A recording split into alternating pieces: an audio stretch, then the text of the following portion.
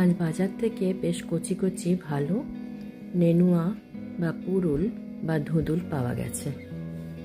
ভালো করে খোসাটাকে ছাড়িয়ে নিয়ে ধুয়ে নিয়েছি।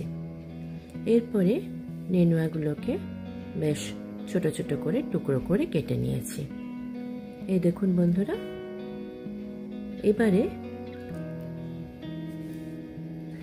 কাল রাত্রে খানিকটা ছোলা ভিজিয়ে রেখেছিলাম, জল ঝরিয়ে নিলাম। এবার কড়াইয়ে তেল গরম করে দিয়ে দিচ্ছি খানিকটা কালো জিরে ফোড়নের জন্য, দিয়ে দিচ্ছি কাঁচা লঙ্কা ভেঙে।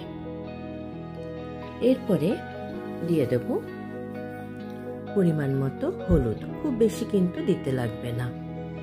এবার স্বাদ অনুসারে নুন, পরে অ্যাডজাস্ট করে নেওয়া যাবে, একটু কম করে থাকাই ভালো।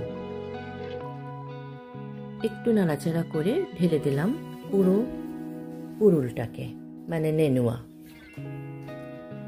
ভালো করে নাড়িয়ে সবকিছু একসঙ্গে মিশিয়ে নিতে হবে। হালকা হাতে নাড়তে হবে। আজ কিন্তু খুব বেশি করবার দরকার নেই, মাঝারি বা মিডিয়াম টু হাই করলেই হবে। এরপরে দিয়ে দিলাম ছোলাটা যেটা ভেজানো ছিল। এবারেও কিন্তু ভালো করে নেড়ে নিতে হবে।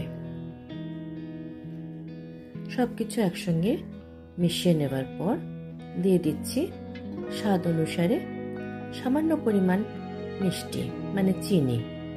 একটু চিনি না দিলে যেন এই রান্নাটায় টেস্ট আসে না, খুব সামান্য। এটা অবশ্য অপশনাল, আপনারা চাইলে নাও দিতে পারেন। এবার কড়াইটাকে ঢাকা দিয়ে দিলাম। সবজিটাকে সেদ্ধ হতে হবে। ফুটতে শুরু করে দিয়েছে, এবার হয়ে গেছে। দেখুন বন্ধুরা, বেশ ফুটছে এখনো, জলটা খানিকটা বেরিয়েছে, যেহেতু নেনুয়াগুলো ভীষণ কচি ছিল। জল কিন্তু আলাদা করে দেবার খুব একটা দরকার নেই, সবজির জলেই পুরো রান্নাটা কিন্তু হয়ে যাবে। এবার একটু দেখে নিতে হবে সবজিটা গলে গেছে কিনা। বন্ধুরা, রান্নাটা ভালো লাগলে লাইক, কমেন্ট, শেয়ার করবেন আর সাবস্ক্রাইব করবেন। পাশের বেল আইকন প্রেস করে দেবেন, তাহলে যখনই আমরা কোনো পোস্ট দেব আপনাদের কাছে নোটিফিকেশন সঙ্গে সঙ্গে পৌঁছে যাবে। জলটা খানিকটা মরিয়ে নিলাম।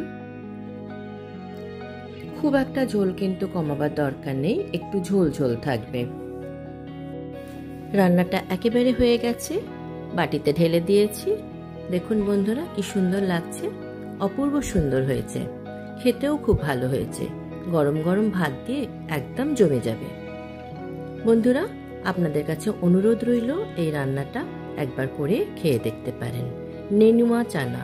বন্ধুরা, সঙ্গে থাকার জন্য ধন্যবাদ।